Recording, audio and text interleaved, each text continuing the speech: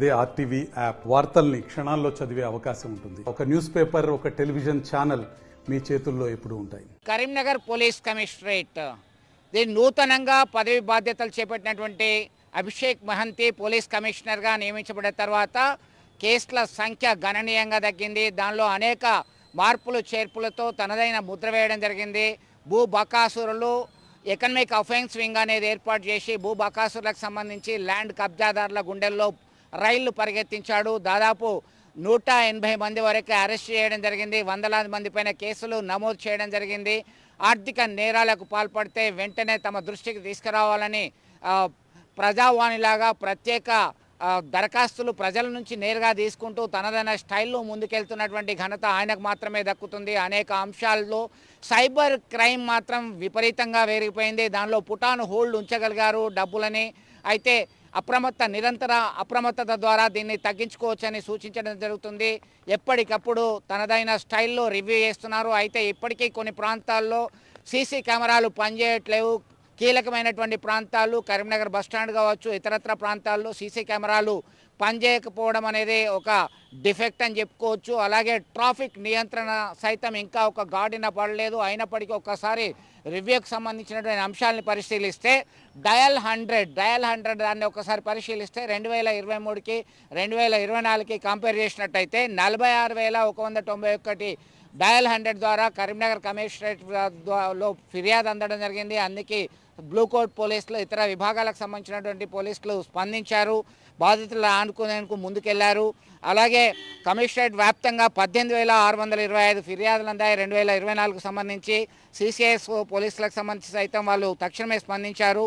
అలాగే FIR first information రిపోర్టుకు సంబంధించి 7,027 కేసులు నమోదయ్యాయి. దీనిలో చాలా వరకు విచారణ పూర్తయినటువంటి సందర్భం అని చెప్పేసి కరీంనగర్ కమిషనర్ అభిషేక్ మహంతి వివరించడం జరిగింది. దీనికి సంబంధించి రాయిటింగ్ అల్లర్లు దొమ్మి కేసులు తగ్గాయి.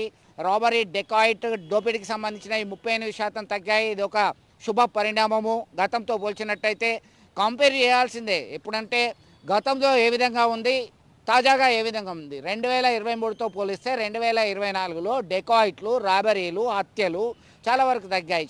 చైన్ స్నాచింగ్ తగ్గింది.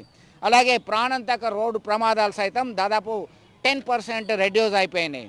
కాకపోతే ఫైనాన్షియల్ సైబర్ క్రైమ్ అనేది చాలా పెరిగిపోయింది. 2023లో 1,654 ఫిర్యాదులు వస్తే 2024కి వచ్చేసరికి 2,282 ఫిర్యాదులు అందాయి. దీనికి సంబంధించి కొంత ఆందోళన కలిగించే విషయంగా మనం చెప్పుకోవచ్చు. దీనికి సంబంధించి అయితే కొనసాగుతున్నటువంటి పరిస్థితి, విచారణ కొనసాగుతుంది.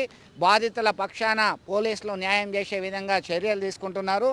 ముఖ్యంగా అభిషేక్ మహంతి కరీంనగర్ కమిషనరేట్లో కమిషనర్గా బాధ్యతలు చేపట్టిన తర్వాత తనైన మార్క్ ల్యాండ్ కబ్జా రాయుళ్ల పైన ల్యాండ్ ఎంక్రోచ్మెంట్ చేసిన వారి మీద కొరడా జులిపించడం జరిగింది. దీనిలో 113 కేసులు నమోదైతే 179 మంది అరెస్ట్ చేయడం జరిగింది. అందులో 60 కేసులు నకిలీ సరిహద్దులు సృష్టించి నందుకు కేసులు నమోదు చేయడం జరిగింది. ఇది చాలా అప్రిషియేట్ చేయాల్సినటువంటి అవసరం. కరీంనగర్ కమిషనరేట్ ప్రజలందరూ కూడా అభిషేక్ మహంతిని అప్రిషియేట్ చేస్తున్నారు. ల్యాండ్ డిస్ప్యూట్ అండ్ ఎంక్రోచ్మెంట్కు సంబంధించి తీసుకున్నటువంటి దానిలో. అలాగే జాబ్ ఫ్రాడ్ కేసులు, చిట్ ఫండ్ కేసులు సైతం నమోదు చేయడం జరిగింది. డ్రగ్ నియంత్రణకి నిరంతరం చర్యలు తీసుకుంటున్నప్పటికీ చిన్నపిల్లలు, హై స్కూల్ పిల్లలు అనే తేడా లేకుండా గంజాయి లాంటి మాదక ద్రవ్యాలకే అలవాటు పడ్డారు. చాక్లెట్లు విచ్చలవిడిగా లభ్యమవుతుంది. స్పెషల్ డ్రైవ్ చేపట్టాల్సినటువంటి అవసరం ఎంతైనా ఉంది.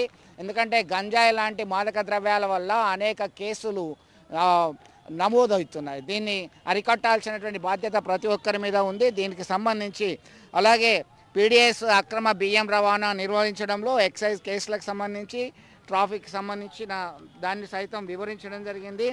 మరింత పటిష్టంగా శాంతి భద్రతల పరిరక్షణకి ఈ మధ్యకాలంలో పోలీసు బలగాలు కూడా పెరిగాయి. నిఘా నేత్రాలని మెరుగుపరుచుకుంటాం. కమాండ్ కంట్రోల్ వ్యవస్థ ఉంది. దీనికి సంబంధించి అయితే కరీంనగర్ కమిషనరేట్ పరిధిలో టాప్ టు బాటమ్ ఒక రివ్యూస్ ఎప్పటికప్పుడు జరుగుతూ నిరంతరం ఒక డైనమిక్ లీడర్గా పోలీస్ ఆఫీసర్ తన ఆదేశాలు జారీ చేస్తూ సమీక్ష జరుపుతున్నారు. ఎప్పటికప్పుడు ప్రజలకి అందుబాటులో ఉంటూ తనదైన స్టైల్లో ముందుకు వెళ్తున్నటువంటి పరిస్థితి గమనించవచ్చు. కానీ ఆందోళన కలిగించే అంశం ఏంటంటే సైబర్ క్రైమ్లు విపరీతంగా పెరిగాయి. ఎవరి జాగ్రత్త వాళ్ళు ఉండాల్సిందే. ఆర్థికపరమైన అత్యాశకు దురాశకు వెళ్తే దుఃఖానికి చేటు అని చెప్పి సామెత ఉంది. దాన్ని ఇక్కడ అక్షర సత్యం అని చెప్పుకోవచ్చు. ఇక్కడే కాదు, దేశవ్యాప్తంగా సైబర్ క్రైమ్ పెరిగిపోయింది. సైబర్ క్రైమ్ నివారణకి వారు స్వయంగా కంట్రోల్ చేసుకోవాలి. అధికారుల సూచనలు కూడా పాటించాల్సినటువంటి అవసరం ఉంది. 1930 అనేటువంటి నెంబర్కి డయల్ చేయాలి. దాని ద్వారా మనం హెల్ప్ తీసుకోవచ్చు అని చెప్పి సూచించడం జరుగుతుంది. మొత్తం మీద శాంతి భద్రతల పరిరక్షణలో నిరంతరం ప్రజలకు అందుబాటులో ఉంటాము. మీకు ఏ సమస్య వచ్చినా మేము అందుబాటులో ఉండి మీ సమస్య పరిష్కారం చేయడానికి సిద్ధంగా ఉన్నామని చెప్పి ఆయన హామీ ఇవ్వడం జరిగింది. మరిన్ని వీడియోస్ కోసం ఛానల్ ని సబ్స్క్రైబ్ చేయండి. లేటెస్ట్ అప్డేట్స్ కోసం వాట్సాప్ ఛానల్ ని ఫాలో చేయండి.